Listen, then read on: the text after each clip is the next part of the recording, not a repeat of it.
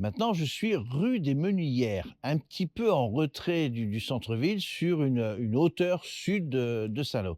Et derrière moi, vous avez 2 maisons anciennes, 2 maisons de ville et celle qui est à ma gauche est une maison que vous voyez blanche. Une maison un peu cossue, c'est vrai.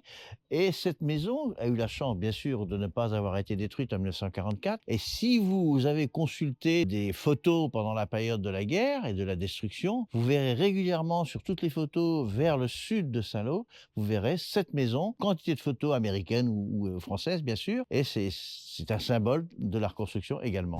Toujours rue des Menuières, avec derrière moi une maison qui a 2 éléments, je dirais, particuliers, à savoir, des linteaux en acier, donc c'est pas commun, et au-dessus un arc de cercle en brique, et nous en reparlerons un petit peu plus loin. Toujours dans la même rue, j'ai derrière moi donc une maison d'architecte. L'architecte s'appelait Monsieur Cochepin et visiblement c'est une maison, quand on voit le style, je dirais un peu Belle Époque. Donc on retrouve des éléments décoratifs, des parties en briques blanches. On a la partie basse qui est cette fois-ci en poudingue de Troisgau et des éléments décoratifs, une enseigne de la terrasse, peut-être que c'était un restaurant, et ainsi un élément décoratif sur le côté, une architecture assez originale. Donc là, on est totalement dans l'architecture totalement différente de celle que l'on a vue précédemment.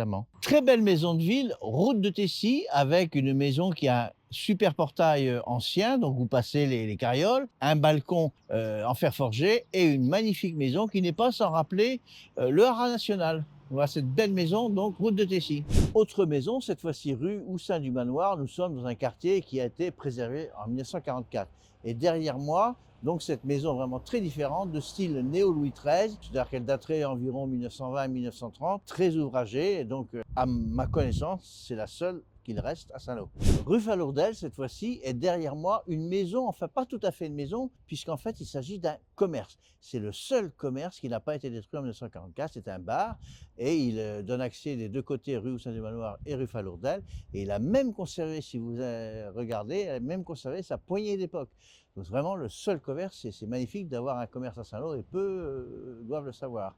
Voilà pour la rue Falourdel. Et on va aller voir une autre maison. Magnifique maison en pierre, située donc rue Falourdel, avec une maison qui date de 1620, entièrement restaurée, certes, mais qui est vraiment la plus belle de la rue, avec ses arcs en plein cintre. Alors vous pouvez voir sur la façade un arc de pierre qui n'est pas commun. Et je vous parlais tout à l'heure donc de l'arc de briques rue des Meunières.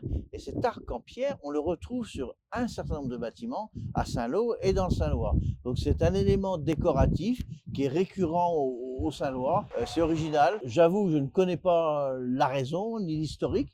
Eh bien, si vous avez des informations sur ce sujet, n'hésitez pas et on en reparlera. Je suis route de Villedieu et derrière moi, vous n'avez pas forcément remarqué, il y a des maisons identiques. Donc des maisons de ville côte à côte qui sont légèrement différentes, mais c'est rare d'avoir encore à Saint-Lô des maisons identiques qui n'ont pas été détruites en 1944. On retrouve bien sûr ce concept dans quantité de villes de France, et d'ailleurs, et à côté, dès que vous partez vers le centre-ville, vous apercevez la nouvelle ville d'après 1944.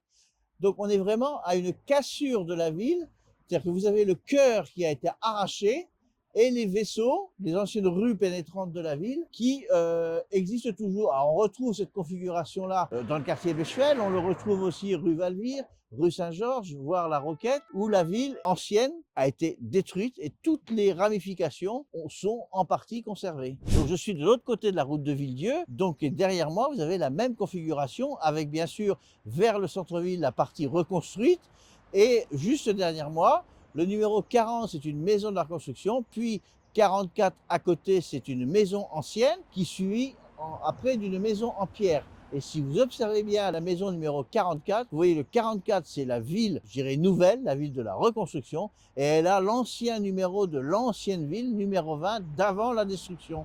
Donc c'est vraiment là qu'est la fracture entre les 2 parties de ville. Le cœur détruit et, comme je dis tout à l'heure, les vaisseaux qui ont été conservés. Voilà, c'est vraiment un élément symbolique de notre ville.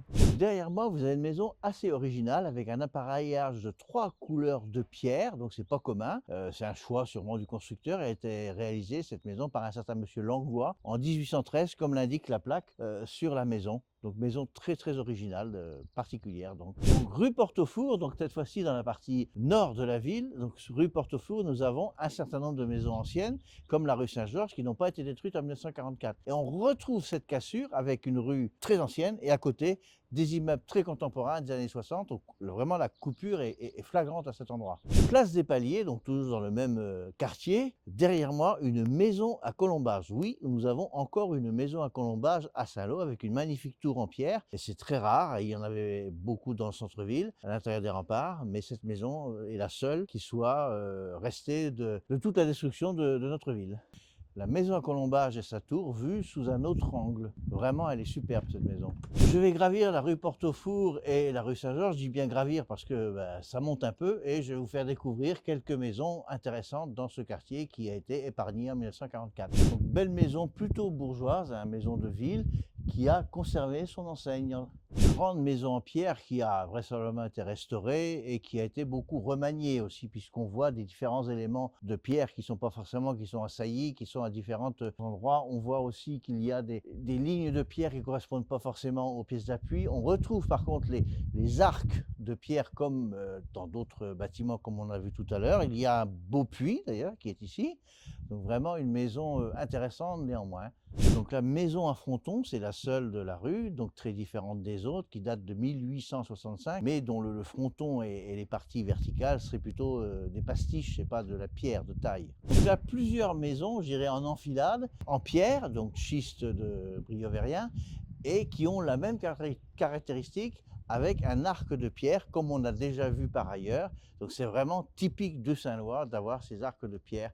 Dernière maison que je voulais vous évoquer aujourd'hui, donc celle qui est derrière moi, cette maison qui est rouge avec des joints en ciment horizontaux et verticaux parfaitement linéaires, est en fait un pastiche, c'est-à-dire que c'est que du ciment qui a été peint en rouge, mais néanmoins elle donne un cachet différent à la rue. Donc voilà ce que je voulais faire évoquer et ce que je voulais vous évoquer aujourd'hui sur l'ensemble du centre-ville et je dirais certaines ramifications, on va dire. Je vous propose de nous retrouver pour un autre épisode de la vie saint-loise ou des interviews, enfin un certain nombre d'événements concernant notre ville. N'hésitez pas à aller sur Facebook, TikTok, Instagram et YouTube pour me retrouver et même partager. Et je vous dis donc à une prochaine fois, au plaisir de vous retrouver. Bonne journée!